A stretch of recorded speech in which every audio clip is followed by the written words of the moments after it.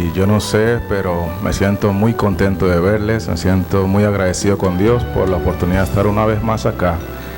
Y esperamos en esta semana aprovechar el tiempo para estudiar juntos la palabra del Señor, glorificar su nombre, reanimar nuestra vida espiritual, fortalecernos en Cristo y seguir preparándonos para el cielo. ¿Cuántos siguen con el deseo de llegar al cielo? Pongo las manos en alto. Gloria sea el nombre del Señor.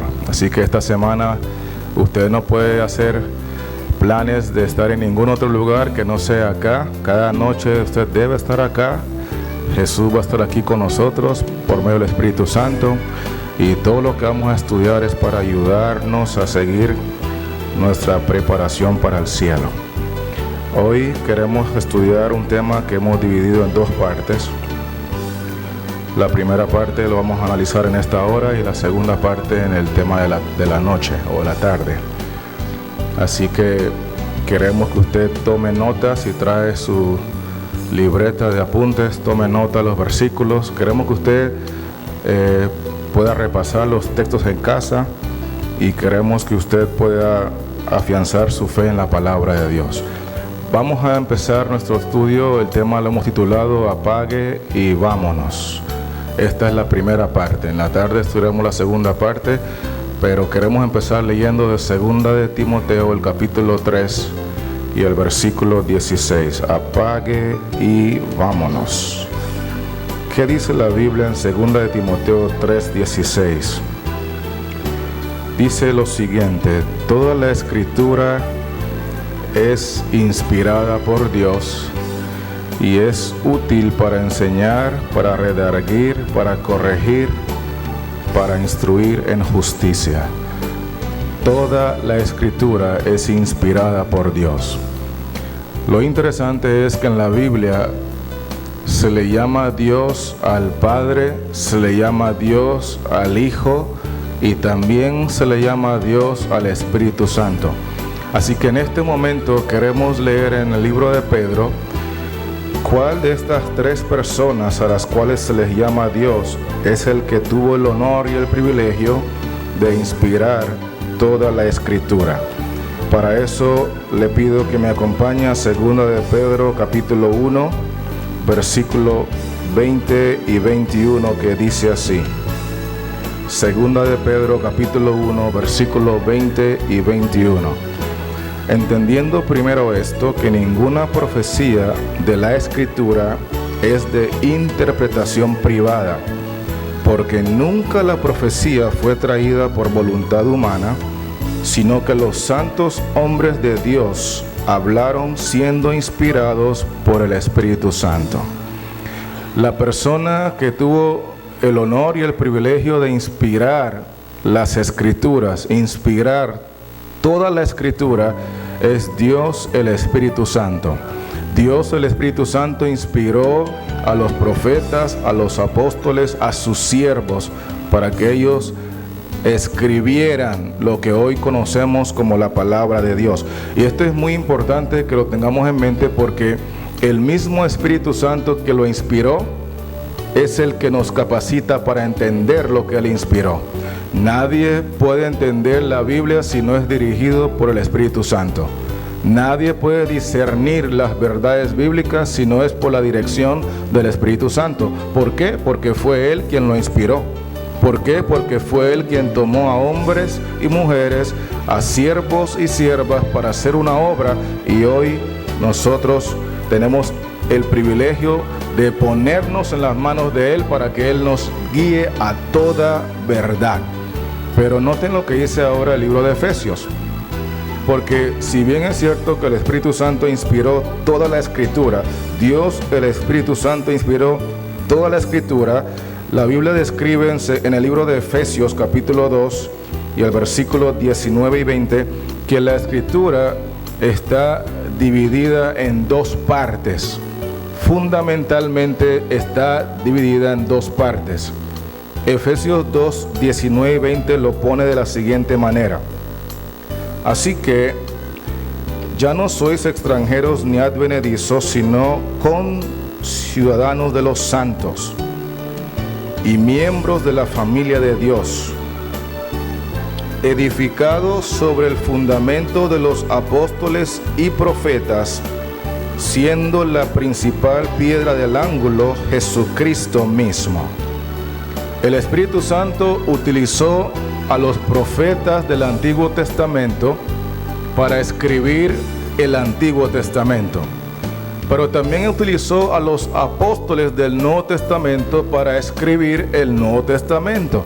Así que la Escritura, toda la Escritura está dividida fundamentalmente en dos partes: los escritos del Antiguo Testamento, que se refiere en el versículo 20 a los profetas, y los escritos del Nuevo Testamento, que se refieren al versículo 20 a los apóstoles. Sin embargo, independientemente si lo escribieron los profetas o los apóstoles, independientemente si es el Antiguo Testamento o el Nuevo, la principal piedra del ángulo, la persona más importante de los testamentos, la persona más importante de todos los escritos, es Jesucristo mismo. Él es el centro de toda la palabra de Dios. Él es el centro de los escritos del Antiguo Testamento. Él es el centro de los escritos del Nuevo Testamento. Los profetas hablaron de Jesús, al igual como los apóstoles hablaron de Jesús. Y el autor de los dos testamentos no son los profetas y no son los apóstoles, es Dios el Espíritu Santo. Hermanos queridos, esto es sumamente importante porque el enemigo está llevando al mundo cristiano en general a rechazar partes de la Biblia porque no visualizan a Jesús en esas partes de la Biblia. Pero la Biblia dice en el versículo 20 de Efesios 2 que estamos edificando sobre el fundamento de los apóstoles, Nuevo Testamento, y los profetas, Antiguo Testamento, siendo la principal piedra del ángulo de los dos testamentos, Jesucristo mismo. Y quiero que usted me pueda acompañar a ver cómo en el libro de Hechos, el libro de Hechos de los Apóstoles, durante la iglesia primitiva, hay muchas referencias a los profetas, los que escribieron los escritos del Antiguo Testamento. Hay muchas referencias de los profetas con respecto al Señor Jesucristo. Permítame compartirle la primera, porque Hechos 3:18 dice la Biblia que todos los profetas anunciaron a Jesús.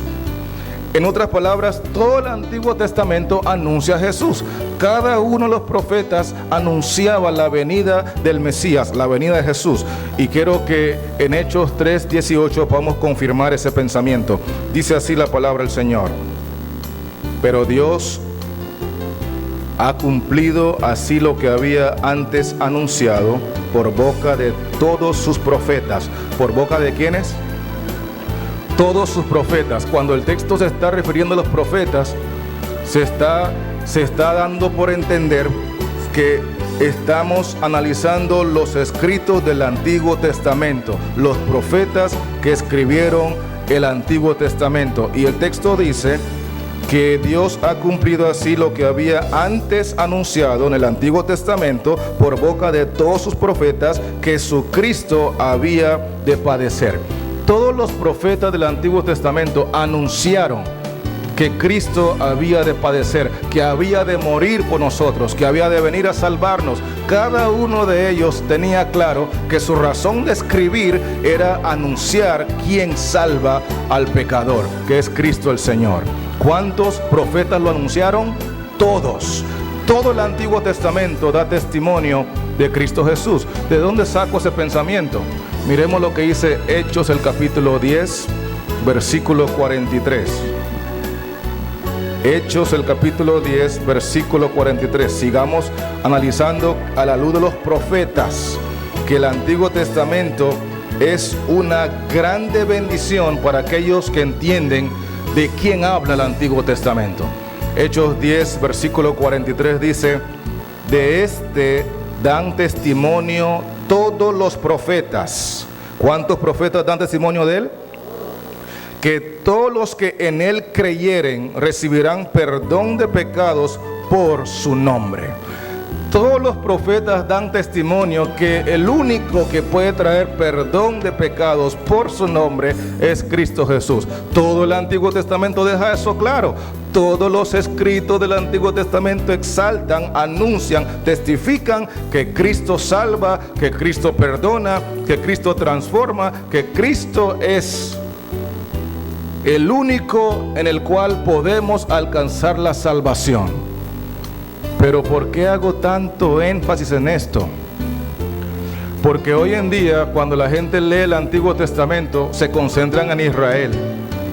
Porque pareciera ser que el centro del Antiguo Testamento es Israel. Cuando bíblicamente el centro del Antiguo Testamento nunca ha sido Israel.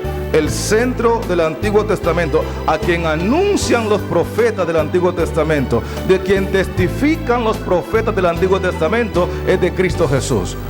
Y esto es la razón por la cual la Biblia dice en Hechos 28, 23, que el apóstol San Pablo, cuando predicaba, cuando enseñaba, cuando testificaba, aunque él utilizaba los escritos del Antiguo Testamento, porque no tenía escritos del Nuevo Testamento todavía, todo lo que Pablo enseñaba a la luz del Antiguo Testamento era a Cristo. Él no se concentró en predicar a Israel, porque Israel necesita la salvación de Jesús, al igual que usted y yo necesitamos la salvación de Jesús.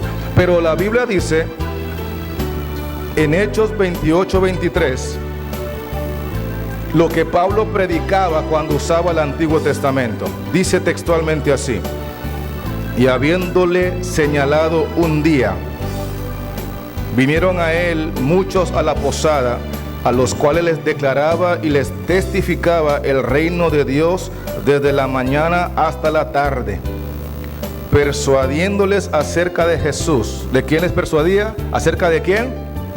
¿Y qué textos utilizaba? ¿Qué escritos utilizaba el apóstol? Sigo leyendo. Tanto por la ley de Moisés como por los profetas. El apóstol Pablo persuadía a la gente a creer en Jesús, a aceptar a Jesús, y los únicos escritos que tenían eran los escritos del Antiguo Testamento, la ley de Moisés y todos los profetas, y con eso era suficiente para que Pablo exaltara a Cristo, presentara a Cristo e invitara a la humanidad a aceptar a Cristo Jesús. El Antiguo Testamento es maravilloso, hermanos, y rechazar la luz del Antiguo Testamento, que de paso lo que el mundo cristiano en general está haciendo, lleva a la humanidad a quedar en total oscuridad, porque es imposible entender el Nuevo Testamento sin el Antiguo Testamento. De hecho, ¿por qué es que hay tanta confusión en el mundo cristiano en general con respecto a las profecías de Apocalipsis? Porque es que el mundo cristiano en general no entiende el Apocalipsis, y cuando lo presenta de una forma distorsionada, porque han rechazado el Antiguo Testamento. ¿Cómo podemos explicar, por ejemplo, en Apocalipsis se menciona, en la iglesia de Pérgamo se menciona la doctrina de Balaam, Apocalipsis 2:14. Si usted lee la iglesia de Pérgamo, se menciona allí claramente la doctrina de Balaam. ¿Cómo usted puede entender la doctrina de Balaam en Apocalipsis si usted rechaza el Antiguo Testamento, donde está la historia de Balaam? La historia de Balaam está en el libro de Números, y usted no puede entender la doctrina de Balaam en Apocalipsis si no acepta el libro de Números del Antiguo Testamento. El mundo cristiano está cometiendo un error terrible, y por eso cuando usted lee, por ejemplo, Apocalipsis 10, que menciona el versículo 2, que se abre un librito, y cuando se abre ese librito, entonces le dan la orden a Juan que se lo coma, y él se lo come, y luego es dulce en su boca y amargo en su vientre. ¿Cómo usted puede entender ese librito abierto en Apocalipsis 10 si ese librito primero se cerró en Daniel capítulo 12? ¿Cómo usted puede entender Apocalipsis 10 si no estudia el Antiguo Testamento? lo que estoy tratando de decir, hermanos queridos, que es imposible entender la luz del Nuevo Testamento si rechazamos la luz del Antiguo Testamento. Por eso el mundo cristiano hoy está confuso. Por eso el mundo cristiano hoy está confundido, porque desechan los escritos de los profetas, desechan los escritos del Antiguo Testamento y asumen que es suficiente con el Nuevo Testamento. Pero quiero decirle que en el momento que usted apaga la luz del Antiguo Testamento, usted queda en total oscuridad, porque el que inspiró el Antiguo Testamento es el mismo que inspiró el Nuevo Testamento. Y el Espíritu Santo es el único que nos puede guiar a toda la verdad. ¿Podría usted entender cuando Apocalipsis habla acerca de la mujer llamada Jezabel en la iglesia de Tiatira? Una mujer que se dice ser profetisa y que mata a los profetas. ¿Cómo usted puede entender quién es Jezabel si no estudia el libro de Reyes que está en el Antiguo Testamento? ¿Podría usted entender cuando Apocalipsis describe que el Cordero fue inmolado desde el principio del mundo? Apocalipsis 13:8 dice que el Cordero fue inmolado desde el principio del mundo. Pero ¿cómo usted puede entender eso si no lee la historia de Génesis? Hermanos que me escuchan, una y otra vez el Antiguo Testamento y el Nuevo Testamento juntos nos permiten entender el plan de salvación. Juntos nos permiten entender el camino, la verdad y la vida, y que nadie viene al Padre si no es por Jesús. ¿De qué predicaba Pablo con el Antiguo Testamento? De Jesús. ¿En qué se convertía la gente cuando creía los escritos del Antiguo Testamento? Permítame compartir una referencia en cuanto a en qué se convertía la gente cuando creían los escritos del Antiguo Testamento. ¿Se acuerdan ustedes de un rey que se llamaba Agripa? Leamos lo que dice la Biblia en Hechos 26. Hechos capítulo 26. Vamos a empezar leyendo en el versículo 21. Hechos capítulo 26. Vamos a leer en el versículo 21 que dice: por causa de esto, los judíos, prendiéndome en el templo, intentaron matarme, pero habiendo obtenido auxilio de Dios, persevero hasta el día de hoy, dando testimonio a pequeños y a grandes, no diciendo nada fuera de las cosas que los profetas y Moisés dijeron que habían de suceder, que el Cristo había de padecer y ser el primero de la resurrección de los muertos, para anunciar la luz al pueblo y a los gentiles. Encontramos a Pablo predicando otra vez con los escritos del Antiguo Testamento, y él está exaltando otra vez a Cristo Jesús, con la ley de Moisés y con los profetas. Cristo, Cristo y Cristo solamente, no Israel, Cristo, hermanos queridos. Pero cuando el rey escuchó la predicación del apóstol San Pablo, usando los escritos del Antiguo Testamento, exaltando a Cristo Jesús, note lo que dice la Biblia que ocurrió. Versículo 26. Pues el rey sabe estas cosas, delante de quien también hablo con toda confianza, porque no pienso que ignora nada de esto, pues no se ha hecho esto en algún rincón.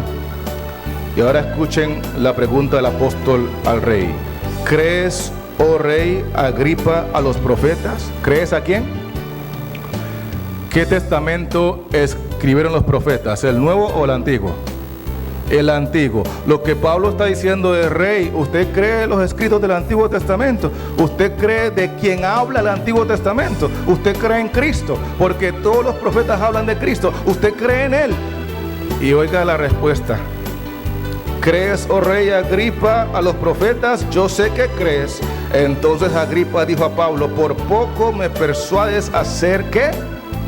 ¿Hacer qué? Cuando la gente creía en los escritos del Antiguo Testamento y creían en el Cristo que se presentaba a través del Antiguo Testamento, ¿en qué se convertían? ¿En israelitas o en cristianos? Todo el Antiguo Testamento es para cristianos, hermanos. Toda la gente que acepta los escritos del Antiguo Testamento y aceptan a Cristo a la luz del Antiguo Testamento, se convierten en cristianos. Es interesante que hoy el mundo cristiano dice que el Antiguo Testamento es para Israel y el Nuevo Testamento es para los cristianos. Quiero decirle que los dos testamentos son para cristianos, porque el que cree en Cristo, tanto en el Antiguo como el Nuevo, se convierte en un cristiano.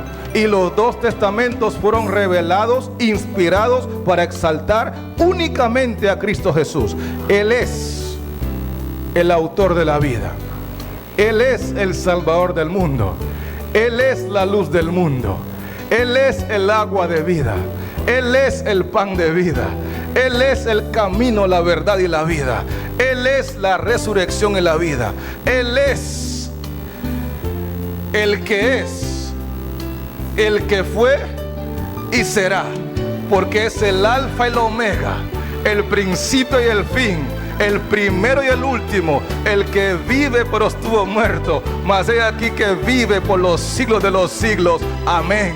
Y en Él hay salvación. En Él hay victoria sobre el pecado. En Él hay reconciliación para tu matrimonio. En Él hay prosperidad para tus finanzas. En Él hay sanidad para tu cuerpo. En Él hay perdón, hay poder. En Él hay vida y vida en abundancia. Él es a quien hay que exaltar a través de los escritos del Antiguo Testamento y también en el Nuevo Testamento. Los profetas lo tenían claro. Los apóstoles lo tenían claro. Pero el mundo cristiano hoy está confuso porque rechazan esos escritos maravillosos y se quedan en total tinieblas. Por eso me atrevo a decir que si los apagamos, vámonos. Si apagamos el Antiguo Testamento, nos vamos a un mundo de tinieblas, a un mundo de oscuridad, a un mundo de perversión, porque el único que inspiró los dos testamentos es el único que puede iluminarnos a entender los dos testamentos,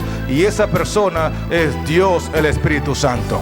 Hermanos que me escuchan, esto es muy importante porque en Génesis el capítulo 1, versículo 14 al 16, la Biblia describe que cuando Dios creó este mundo, también creó dos grandes lumbreras. ¿Cuántas grandes lumbreras?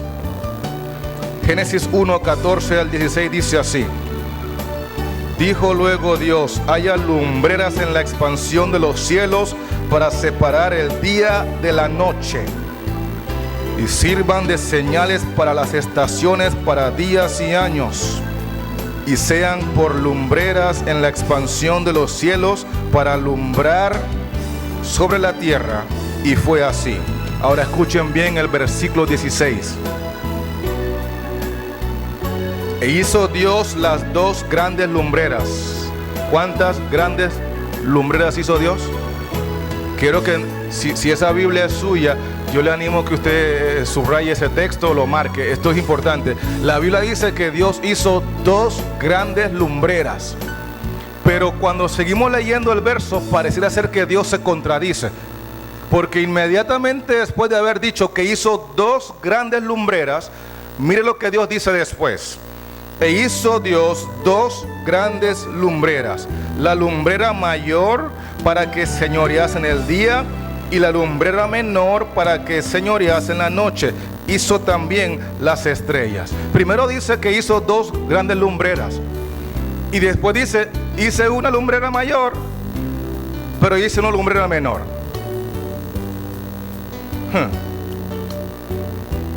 Se está refiriendo al sol y la luna. Pero la pregunta del millón es, ¿las dos lumbreras son grandes, sí o no? ¿Qué dice la Biblia? ¿Hizo Dios qué? Dos grandes lumbreras. Pero después dice, pero una es mayor y la otra es menor. Pero no que son dos grandes. Ahora escuchen bien lo que quiero compartir, hermanos. Las dos lumbreras son grandes porque el creador de las dos lumbreras es Dios. Y Dios no hace nada que no sea grande. Usted es grande a los ojos de Dios. La gente te mira como chiquitito porque no hablas inglés. Usted es grande a los ojos de Dios. Tu negocio es grande porque Dios te lo dio. Tus hijos son grandes a los ojos de Dios. Tú eres importante porque Dios te creó. Lo que Dios hace, lo hace grande. Las dos lumbreras son grandes, pero aquí viene el pero. En función, hay una que es menor que la otra, y por su condición hay una que es menor que la otra. La luna tiene la función de señorear de noche y el sol tiene la función de señorear de día. Lo interesante es que la luna tiene una condición que la limita. Su condición es tan limitante que ella no tiene luz propia. La luna depende de la luz del sol, pero el sol es independiente. El sol es autónomo, el sol tiene luz propia. La luna depende de estar en conexión con el sol para reflejar al mundo la luz que proviene del sol. La luna depende del sol. La luna no tiene luz propia. La luna tiene una condición de dependencia. Y la luna, según la Biblia, es una grande lumbrera, al igual que el sol, porque el creador de ambas lumbreras es Jehová Dios. Quiero aplicar esto a los escritos de la Biblia. Voy a hacer una aplicación a los escritos inspirados por Dios el Espíritu Santo. La Biblia dice que Dios el Espíritu Santo inspiró los escritos del Antiguo Testamento a través de los profetas y los escritos del Nuevo Testamento a través de los apóstoles. Ambos testamentos son dos grandes lumbreras, porque el creador de ambos testamentos es Dios el Espíritu Santo. ¿Me están siguiendo, hermanos? ¿Cuál de los dos testamentos es grande? Los dos. ¿Por qué los dos son grandes? Porque el creador de los dos, el autor de los dos, el que inspiró los dos testamentos es Dios el Espíritu Santo. Así que el Antiguo Testamento es una grande lumbrera y el Nuevo Testamento es otra grande lumbrera. Los dos testamentos son grandes lumbreras. Pero en función y por su condición hay un testamento que vamos a llamarle la luz menor, y hay otro testamento que vamos a llamarle la luz mayor. En función y por su condición, para el mundo cristiano general, hay un testamento donde se ve más claramente a Cristo, y hay otro testamento donde cuesta mucho ver a Cristo. ¿Alguien me está siguiendo? ¿En cuál testamento el mundo cristiano general visualiza más fácilmente a Cristo Jesús? En el Nuevo Testamento. Esa es la luz mayor para el mundo cristiano general. En la noche vamos a hablar de la luz mayor y la luz menor para el pueblo remanente. Es otro contexto totalmente diferente. Hoy estamos concentrándonos en este momento para el mundo cristiano general. Así que no se pierda el tema de la noche, porque vamos a ver cuál es la luz mayor y la luz menor revelado por Dios a través de las Escrituras para el pueblo remanente. Sin embargo, me concentro ahora en la luz mayor, la luz menor, los escritos inspirados para el mundo cristiano general. Y en el Nuevo Testamento, el mundo cristiano general visualiza fácilmente a Cristo Jesús, pero les cuesta muchísimo verlo en el Antiguo Testamento, y por eso lo rechazan. ¿Me están siguiendo, hermanos? Sin embargo, ¿tiene luz el Antiguo Testamento, sí o no? ¿Habla de Cristo, sí o no? Pero la luz es más tenue. Cuesta más ver a Jesús allí. Es como la luz de la luna, porque todo el Antiguo Testamento es como la luz menor, es como la luna que está iluminando y diciendo: muy pronto va a salir el sol, muy pronto va a llegar el sol. No se apure, que muy pronto vendrá la luz del mundo. Todo el Antiguo Testamento, iluminado con la luz de la luna, anunciaba que muy pronto vendrá Cristo, que es el sol de justicia. Muy pronto nacerá el Salvador. Muy pronto habrá esperanza a través de su muerte y victoria. La luz de la luna, a través de todos los escritos de los profetas, anunciaba que yo no tengo luz propia. Si yo existo es porque hay un sol. Si yo profetizo es porque hay un sol. Si yo testifico es porque hay un sol. Si yo anuncio es porque hay un sol. No me miren a mí, miren a aquel que viene. Viene el Mesías, viene el Salvador, viene Cristo. Y todo el Antiguo Testamento cumplió la función de anunciar que hay un sol de justicia que trae salvación a todo aquel que en él cree. Por eso el Antiguo Testamento es la luz menor, por su función para con respecto al Nuevo Testamento, que es la luz mayor. Pero pregunto, ¿Tiene menor autoridad el Antiguo Testamento que el Nuevo Testamento? ¿Por qué no? Porque las dos son grandes lumbreras. Las dos son grandes lumbreras porque las dos fueron inspiradas y creadas por Dios. Dios el Espíritu Santo. Y hoy nosotros tenemos que recordar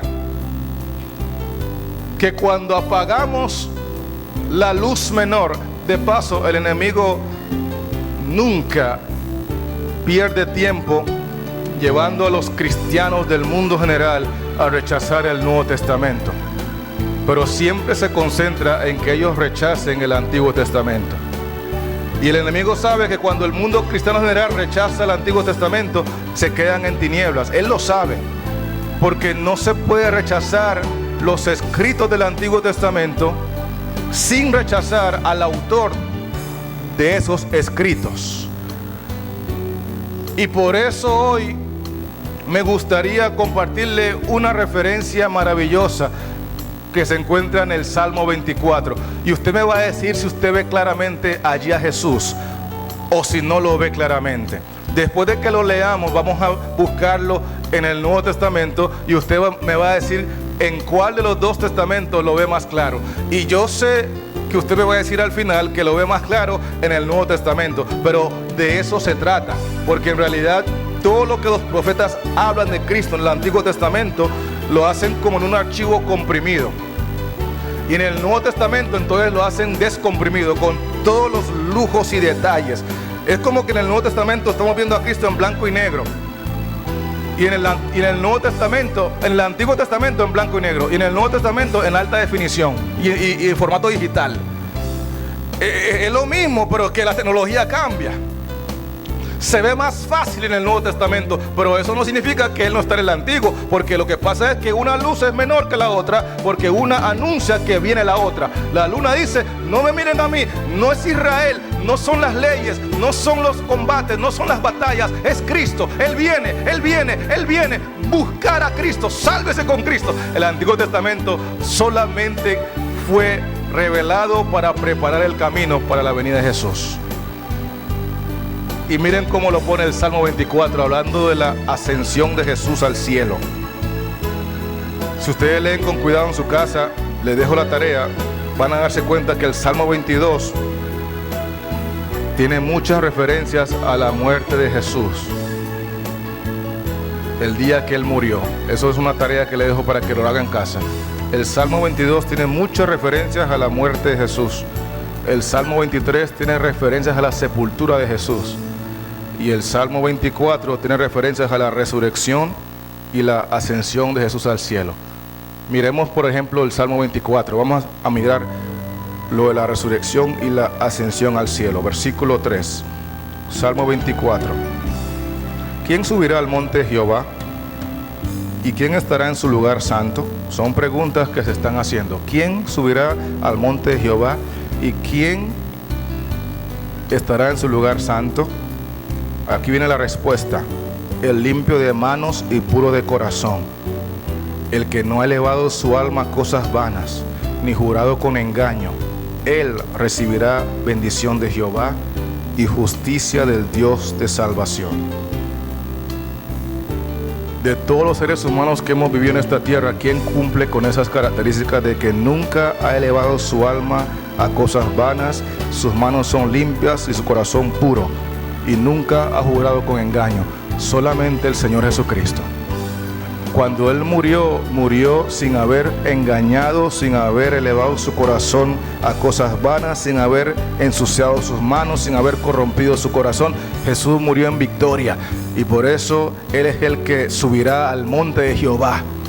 Él es el que estará en el lugar santo de Jehová, allá en el cielo, y allá en el cielo recibirá la bendición de Jehová, Dios el Padre, y recibirá el privilegio de poder traer con Él, según el versículo 6, a todos aquellos que son transformados por su poder. Noten el versículo 6: tal es la generación de los que le buscan, de los que buscan tu rostro, oh Dios de Jacob. El que asciende al cielo tendrá una generación en la tierra semejante a Él. El que ascendió al cielo con un corazón limpio tendrá una generación en la tierra con un corazón limpio, al igual que él. El que ascendió al cielo con manos limpias tendrá una generación en la tierra con manos limpias, al igual que él. El que ascendió al cielo sin jurar con engaño tendrá una generación en la tierra que ya no jura con engaño, al igual que él. Pero Watson, ¿cómo sucede eso? Si yo soy débil, si yo he caído, si yo he fallado, eso sucede por el poder de Cristo Jesús, mi hermano. Antes jurábamos con engaño, pero ahora somos nuevas criaturas en Cristo Jesús. Antes teníamos un corazón sucio, pero ahora somos nuevas criaturas en Cristo Jesús. Antes ensuciamos nuestras manos, pero ahora somos nuevas criaturas en Cristo Jesús. Y cuando Él asciende al cielo, note lo que dice el versículo 7: alzad, oh puertas, vuestras cabezas, y alzaos vosotras, puertas eternas, y entrará el Rey de Gloria. ¿Quién es este Rey de Gloria? Jehová el fuerte y valiente, Jehová el poderoso en batalla. Alzad, oh puertas, vuestras cabezas, y alzaos vosotras, puertas eternas, y entrará el Rey de Gloria. ¿Quién es este Rey de Gloria? Jehová de los ejércitos, Él es el Rey de Gloria. ¿Sabe lo que estaba ocurriendo allí según el Salmo? Los ángeles que vinieron a recoger a Jesús lo estaban llevando de vuelta hacia el cielo. Y como ellos se emocionan tanto en escuchar su nombre, porque cuando ellos escuchan el nombre de Jesús, ellos se emocionan y exaltan, se alaban, glorifican ese nombre. Así que en el cielo habían ángeles en las 12 puertas de la ciudad santa y un montón más conglomerados esperando la llegada de Jesús. Y aquí en la tierra había otro grupo de ángeles que lo estaban llevando hacia el cielo. Así que los que lo están llevando hacia el cielo preguntan: alzaos vosotras, puertas eternas, y entrará el Rey de Gloria. Y los que están arriba dicen: ¿y quién es este Rey de Gloria? Y los de abajo responden: es Jehová el poderoso en batalla, es Jehová el fuerte y valiente. Y escúcheme bien, no es que ellos no sabían quién era, es que se gozan en escuchar que Él venció, es que se gozan en exaltar su victoria sobre el diablo, es que se gozan en recordar que son más que vencedores en Cristo Jesús. Los que lo llevaban hacia el cielo preguntaban: ¿ustedes saben con quién venimos? Y en los que están allá: ¿y quién es que traen? El Rey de Gloria. Muchachos, de verdad, vamos a abrir las puertas entonces, porque solo Él puede entrar aquí, y los que están con Él también pueden entrar. Así que si Watson está con Él, puede entrar, porque las puertas eternas son para todos aquellos que están con el Rey de Gloria. Hermanos que me escuchan, este salmo está dándonos a entender el momento que Cristo asciende al cielo. Los ángeles lo están llevando, los otros lo están esperando, y mientras van subiendo, ellos se gozan en recordar, en exaltar y en mencionar que la batalla que Cristo peleó la ganó al 100%. Hay victoria en Cristo Jesús. Todas tus batallas Él las pelea por ti, todas tus luchas Él las pelea por ti. Si Él venció y es el mismo ayer, hoy y por los siglos de los siglos, contigo también vencerá. Hay poder en Cristo Jesús. Pero Watson, yo no veo eso muy claro, hermano. Usted está como muy eso. Yo no veo eso ahí de que está hablando de Jesús. Ese es el problema del Antiguo Testamento. Es una luz menor. Está diciendo exactamente lo mismo del Nuevo Testamento, pero está comprimido, está en blanco y negro, no se ve tan claro, pero está hablando de Jesús. Y para entender esto mejor hay que ir a verlo en el Nuevo Testamento. Vamos al Nuevo Testamento para que usted vea en realidad que el Salmo 24 está hablando del momento que Cristo ascendió al cielo, con los ángeles que lo llevaban y los que lo estaban esperando. Miremos por ejemplo varias cosas. Aquí en el Salmo 24 le llaman a Él el Rey de Gloria. ¿Cómo lo llaman a Él? Pero también le llaman Jehová el poderoso en batalla. Dos nombres distintos: Jehová y el Rey de Gloria. Mire lo que dice la Biblia en 1 Corintios 2, hablando del Rey de Gloria. Vamos a ver cómo los apóstoles del Nuevo Testamento lograban entender los escritos del Antiguo Testamento. Porque uno de los apóstoles escribió aquí en 1 Corintios 2, versículos 7 y 8: mas hablamos sabiduría de Dios en misterio, la sabiduría oculta, la cual Dios predestinó antes de los siglos para nuestra gloria, la que ninguno de los príncipes de este siglo conoció, porque si lo hubieran conocido, nunca habrían crucificado al Señor de gloria. ¿Nunca habían crucificado a quién? Hablar del Señor de gloria o Rey de gloria es exactamente lo mismo. ¿Cómo lo llamaban en el Salmo 24? ¿El Rey de qué? Rey de gloria. ¿Y quién es el Rey de gloria? El que fue crucificado, dice 1 Corintios 2, versículo 8. Así que el Rey de gloria, el Señor de gloria del Salmo 24, es el que fue ¿qué? Crucificado. ¿Me están siguiendo, hermanos? Ahora pregunto, ¿él quedó crucificado o resucitó? Y cuando resucitó, ¿se quedó aquí en la tierra o se fue al cielo? Pero Watson, en el Salmo 24 le llaman Jehová. ¿Cómo tú vas a decir que está hablando de Jesús? Bueno, miremos Filipenses 2, versículos 5 y 6. El Rey de gloria, el Señor de gloria del Salmo 24 es Cristo Jesús, el que fue crucificado, pero al tercer día fue resucitado, y a los 40 días fue elevado, arrebatado, ascendió al trono de Dios y hoy intercede por nosotros. La Biblia dice en Filipenses 2, versículo 6, voy a leer el versículo 5 también: haya pues en vosotros este sentir que hubo también en Cristo Jesús, el cual siendo en forma de Dios, no estimó el ser igual a Dios como cosa a que aferrarse. En condición divina, Jesús es igual a su Padre. En condición divina, Jesús es idéntico a su Padre. El que me ha visto a mí, dijo Jesús, ha visto al Padre. En condición divina, Él es la imagen de su Padre. Y por eso, en su condición divina, Él usa el nombre de Jehová, al igual que el Padre usa el nombre de Jehová, porque son iguales. Y los dos pueden intercambiar el nombre de Jehová, porque en condición divina no hay ninguno menor, no hay ninguno mayor. Los dos son iguales. ¿Cómo le llamaban en el Salmo 24? Jehová poderoso en batalla. Le llamaban Rey de ¿qué? ¿Y quién es el Rey de gloria? El que fue ¿qué? Crucificado.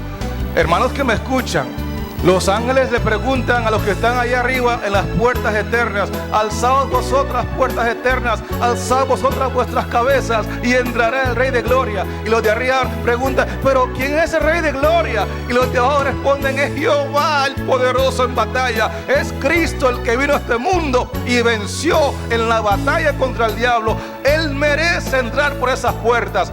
Hermanos que me escuchan, en Hechos del capítulo 1 se dice claramente que los ángeles descendieron para recoger a Jesús. Y esos son los que empezaron el alboroto celestial. Quiero que lean conmigo Hechos 1, porque si usted cree que los ángeles no entendían la victoria que ocurrió en la cruz, hermano que me escucha, usted tiene que volver a leer el Salmo 24. Era una algarabía en la ascensión al cielo.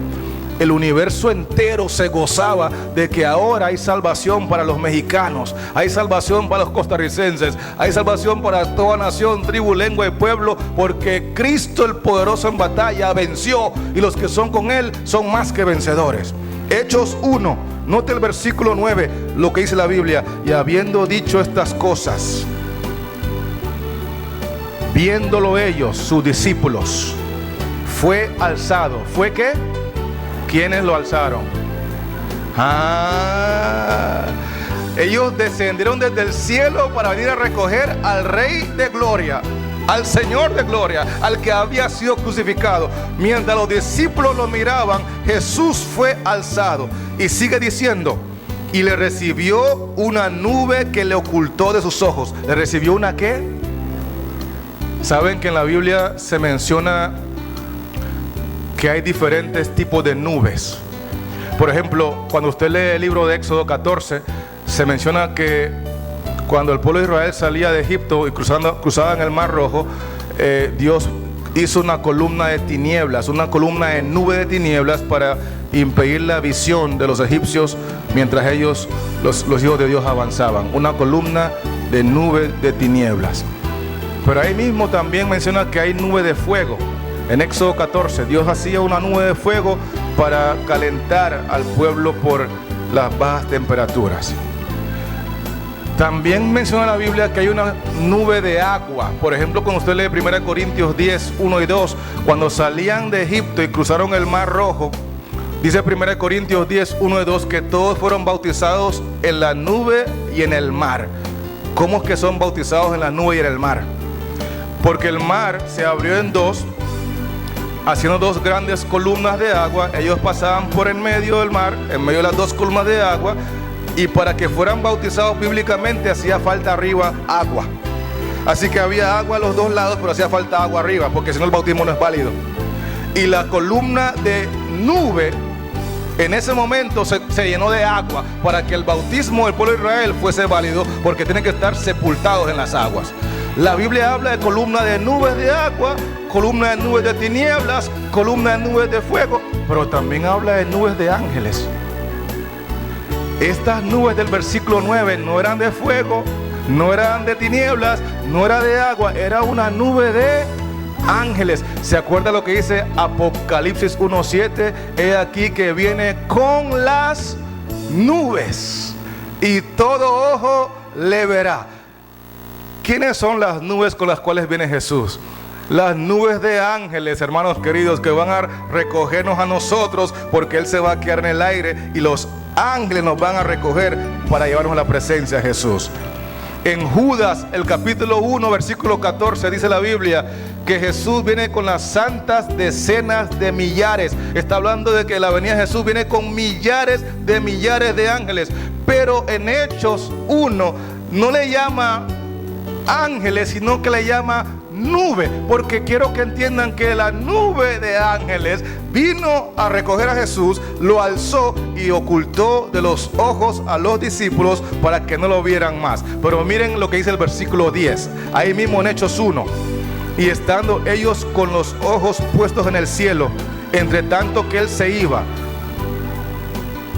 entre tanto que Él se ¿qué? He aquí se pusieron junto a ellos dos varones con vestiduras blancas. Mientras la columna de nube de ángeles llevaba a Jesús poco a poco hacia el cielo, se quedaron dos ángeles acá. Y le dijeron a los discípulos: varones galileos, ¿por qué estáis mirando al cielo? Este mismo Jesús que ha sido tomado de vosotros al cielo. ¿Quiénes lo tomaron? Los ángeles. Así vendrá como la habéis visto ir al cielo. Se fue con ángeles y vendrá con ángeles. Ahora, estos ángeles que lo están llevando son los del Salmo 24, que dicen: alzaos vosotras puertas eternas, alzaos vosotras vuestras cabezas y entrará el Rey de Gloria. Y los de arriba responden: pero ¿quién es ese Rey de Gloria?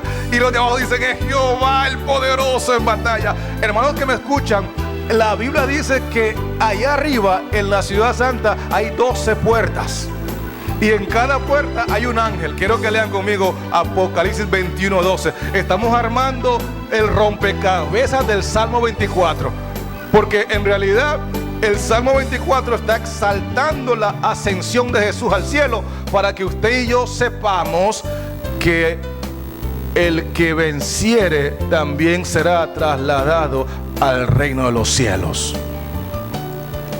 Pero ¿cómo lo dice Apocalipsis 21, versículo 12? Tenía un muro grande y alto con 12 puertas. ¿Cuántas puertas? Y en las puertas 12 ángeles y nombres inscritos, que son las de las 12 tribus de los hijos de Israel. Y los ángeles que llevaban a Cristo hacia arriba decían: alzaos vosotras puertas eternas, alzaos vosotras vuestras cabezas y entrará el Rey de Gloria.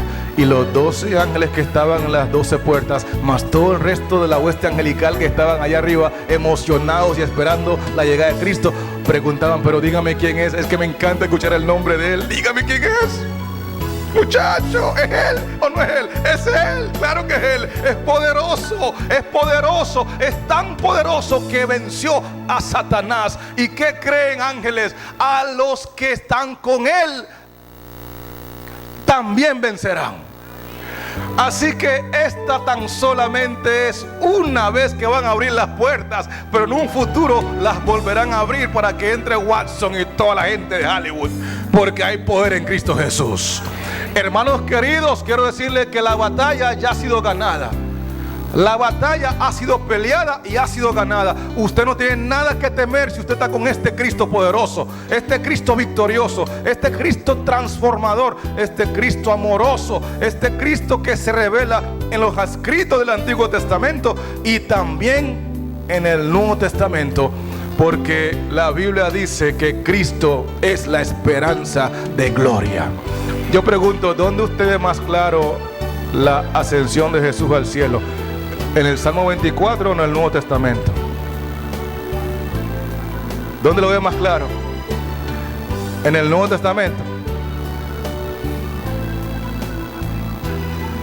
¿Dónde hay más luz? ¿Cuál testamento tiene la función de luz mayor? El Nuevo. Se ve más claro en el Nuevo. Pero ¿hay luz en el Antiguo Testamento, sí o no? ¿Habla de lo mismo, sí o no? Pero está comprimido, está en blanco y negro. En el Nuevo Testamento está en HD, pantalla plasma, 95 pulgadas o 120 pulgadas, formato digital. Y en el Antiguo Testamento está como que borroso, se fue la señal. Pero hay luz allí, hermanos queridos. Y el dilema es que cuando usted apaga esa luz, usted se queda en total tinieblas, porque no está rechazando los escritos del Antiguo Testamento, está rechazando al autor del Antiguo Testamento. Y el autor es el Espíritu Santo. Los dos testamentos son grandes lumbreras, porque el autor de los dos testamentos es el Espíritu Santo. Y el mundo cristiano general está rechazando a Cristo en el Antiguo Testamento, está rechazando los escritos de los profetas, está rechazando las verdades del Antiguo Testamento, porque no ven a Cristo allí. Y debo decirle que en el momento que lo apagamos, vámonos a la oscuridad, vámonos a la tiniebla, vámonos a la perversión, vámonos al error. Mi último texto en esta hora lo voy a tomar de 2 de Pedro 3, 15 y 16. Es la lectura bíblica. ¿Por qué hay tanta confusión en el mundo cristiano hoy? ¿Por qué tuercen tanto la escritura en el mundo cristiano hoy? ¿Por qué interpretan tan mal las profecías en el mundo cristiano hoy? Porque no se puede entender el Nuevo Testamento si no regresamos al Antiguo Testamento. El origen de todo lo que leímos de la ascensión de Cristo al cielo proviene del Salmo 24. El origen de las profecías de Apocalipsis proviene de Daniel.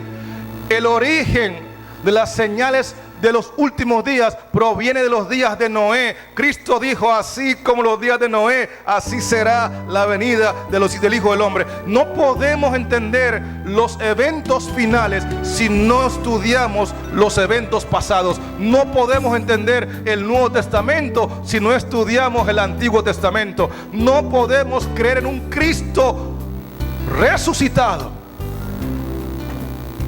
si no hemos creído en un Cristo que lo creó todo, porque todo fue creado por medio de Él y para Él, y Él es antes de todas las cosas, y todas las cosas en Él subsisten. Su obra de creación aparece en el Antiguo Testamento, su obra de redención aparece en el Nuevo Testamento. No podemos separar uno del otro. Los dos testamentos son dos grandes lumbreras, y apagamos el menor y nos quedamos en oscuridad. Apagamos el Antiguo Testamento, nos quedamos en tinieblas. Apagamos la luz menor, nos quedamos sin la luz mayor, porque no estamos rechazando los escritos, estamos rechazando al autor, que es Dios, el Espíritu Santo. Segunda de Pedro capítulo 3, con esto termino, hermanos queridos. Segunda de Pedro capítulo 3, versículos 15 y 16. ¿Por qué hay tanta confusión en el mundo cristiano general? La Biblia dice lo siguiente: y tener entendido que la paciencia de nuestro Señor es para salvación. como también nuestro amado hermano Pablo, según la sabiduría que le ha sido dada, os ha escrito, casi en todas sus epístolas, hablando en ellas de estas cosas, entre las cuales hay algunas difíciles de entender, las cuales los indoctos e inconstantes tuercen, como también las otras escrituras para su propia perdición. El mundo cristiano en general tuerce la enseñanza de la ley y la gracia, tuercen la enseñanza de la ley moral y la ley ceremonial, tuerce la enseñanza del don de lenguas, tuercen tantas enseñanzas, y el mundo cristiano en general lo seguirá torciendo, porque esas enseñanzas no se pueden entender solamente con el Nuevo Testamento. Para entender las enseñanzas de Jesús hay que regresar al Antiguo Testamento. Y hay que visualizar a Cristo en el Antiguo Testamento, porque no es Israel el centro del Antiguo Testamento. Hago énfasis y no me canso de hacerlo. El Antiguo Testamento no fue revelado para dar testimonio de Israel, fue revelado para dar testimonio de Jesús. Y cuando usted no lo puede mirar allí, aunque sea en blanco y negro, déjeme decirle que no lo va a mirar en alta definición. Porque el mismo que lo revela en blanco y negro, también lo revela en alta definición. Y es el Espíritu Santo que hace esa obra. Por eso el mundo hoy está despreciando enseñanzas vitales, fundamentales, rechazando cosas que son de vida o muerte, y terminan sin entender Apocalipsis, terminan sin enseñar correctamente Apocalipsis, terminan sin presentar a Cristo en Apocalipsis, porque es imposible entender Apocalipsis sin regresar al libro de Números, sin regresar al libro de Reyes, sin regresar al libro de Génesis, sin regresar a los Salmos. Apocalipsis es el lugar donde todos los libros de la Biblia culminan para decirnos que en Cristo somos más que vencedores. Hermanos queridos, apagamos los escritos del Antiguo Testamento y vámonos a la perdición, vámonos a la oscuridad, vámonos a torcer las escrituras, vámonos a rebelarnos contra la ley, vámonos a despreciar el día de reposo, vámonos a confundir el don de lenguas, vámonos a despreciar las normas cristianas. Apagamos la luz del Antiguo Testamento y quedamos en total oscuridad, porque una y otra vez, insisto, no son los escritos, no son los profetas, no son los instrumentos humanos que estamos despreciando, es el autor del Antiguo Testamento, que es Dios, el Espíritu Santo. Y solo el Espíritu Santo puede llevarnos a toda la verdad. Solo el Espíritu Santo puede enseñarnos la verdad, recordarnos la verdad y ayudarnos a vivir en armonía con la verdad. Y por eso me gozo en saber que el Espíritu Santo está aquí hoy para ayudarnos a vivir una vida que agrade a Jesús. Y yo pregunto para terminar, ¿cuántos creen que el Antiguo Testamento da testimonio a Jesús? ¿Cuántos creen que el centro del Antiguo Testamento es Cristo? ¿Cuántos creen que el Espíritu Santo creó dos grandes lumbreras? La lumbrera del Antiguo Testamento y el Nuevo Testamento, ambos son dos grandes lumbreras. Pero en la función, el Antiguo Testamento es menor que el Nuevo Testamento, que es la luz mayor, porque su función es decir al mundo a través de sus escritos: no me miren a mí, que yo soy la luna. Muy pronto va a salir el sol. Muy pronto va a amanecer. Muy pronto vendrá el Redentor. Y Job dijo: yo sé que mi Redentor vive. ¿Cómo lo sé? Porque los escritos me lo dicen. Y como yo sé que Él vive, desnudo salí del vientre de mi madre y desnudo volveré, porque yo sé que mi Redentor vive. Hermanos que me escuchan, pongámonos de pie, cantemos el himno final, y después del himno permítanme tener una oración con usted, porque la luz del Evangelio, dividida en dos testamentos, es la luz de Cristo Jesús. Y es una luz que debemos de aceptar, creer y practicar para la honra y gloria de Dios. Esparcir la luz de Cristo. 361.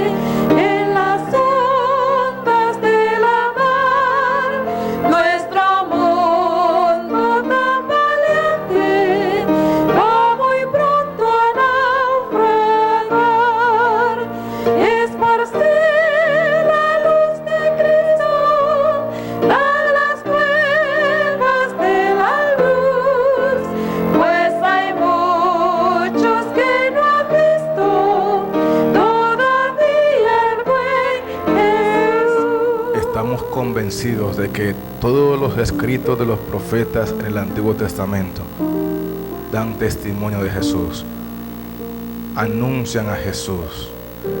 La luz de la luna del Antiguo Testamento, esa luz menor por su función, da esperanza a la humanidad de que muy pronto saldrá el sol, muy pronto nacerá el Redentor, muy pronto vendrá el Salvador.